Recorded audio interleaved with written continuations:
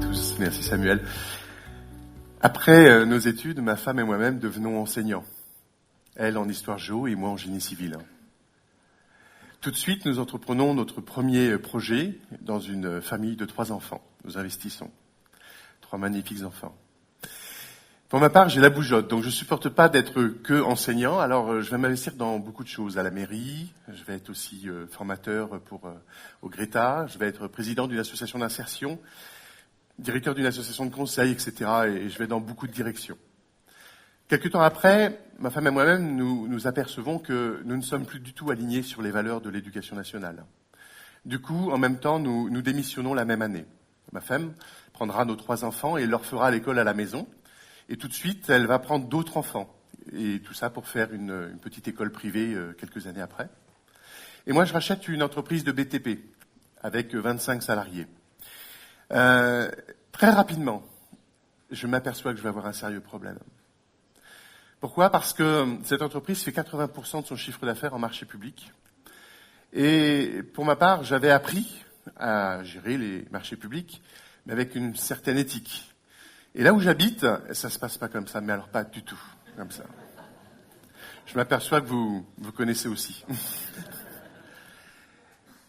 Et du coup, comme je refuse de rentrer dans le schéma classique, mon carnet de commandes diminue.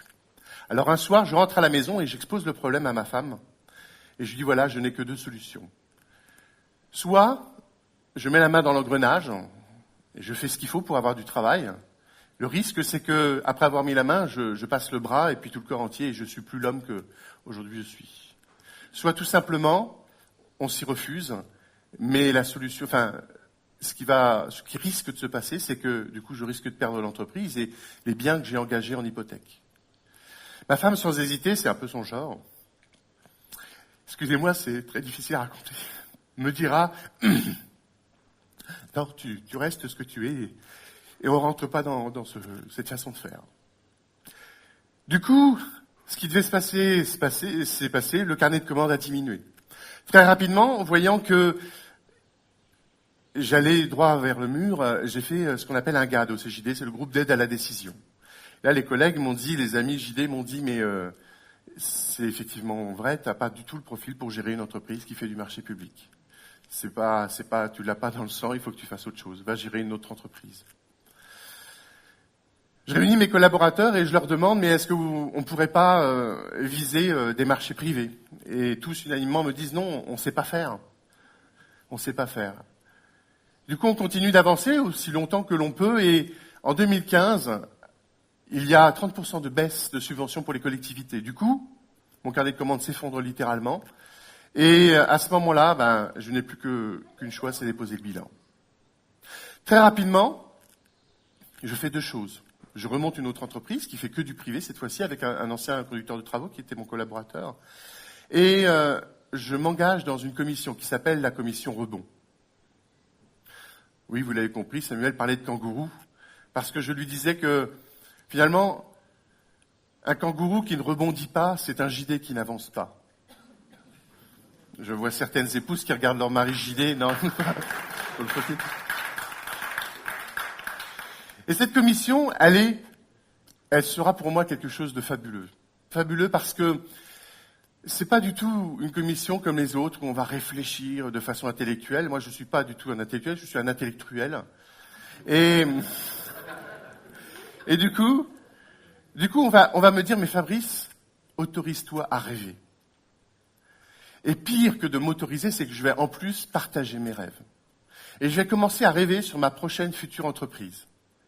Je vais la dessiner. Non pas avec des tableaux, des colonnes, des cases, des chiffres, mais tout simplement avec des phrases, des dessins. Ceux qui ont fait la commission savent de quoi je parle, on va dessiner. On va dessiner. Et en fait, j'ai dessiné l'entreprise de mes rêves.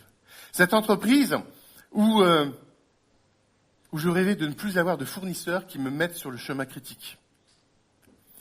Cette entreprise où je prendrais les clients que je veux. Cette entreprise où j'aurais le sentiment presque de m'amuser en travaillant. Et je ne vais pas vous lister toutes les contraintes que j'ai mises sur ma feuille, mais elles étaient nombreuses.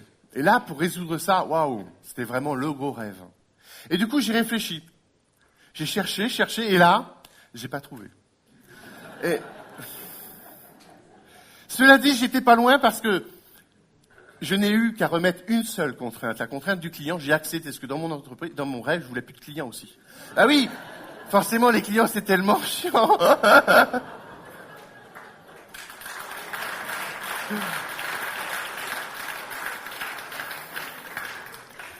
Donc du coup, j'ai remis le client en jeu.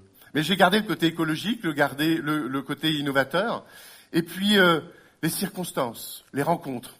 J'étais sur un salon, j'ai rencontré un JD qui m'a parlé d'un truc, et puis je me suis lancé. Et j'ai ouvert cette entreprise qui aujourd'hui, l'objectif est de traiter les toitures, les façades avec des drones. Voilà. C'est quelque chose que vous n'avez peut-être pas entendu parce qu'effectivement, c'est très très récent. Mon objectif, c'est pas de vous parler de ce que je veux faire, c'est de vous dire une seule chose. Autorisez-vous à rêver. Le rêve, il a non seulement l'avantage qu'il ne coûte pas cher, mais surtout, c'est que personne ne peut vous enlever vos rêves. Ni votre époux, ni votre épouse, ni vos enfants, ni vos grands-parents, ni votre voisin. Le rêve, c'est la seule chose qui peut vous faire avancer. Et je ne sais pas si vous avez remarqué depuis le début, plusieurs ont parlé de rêve. S'il vous plaît, faites-moi plaisir, autorisez-vous à rêver. Merci.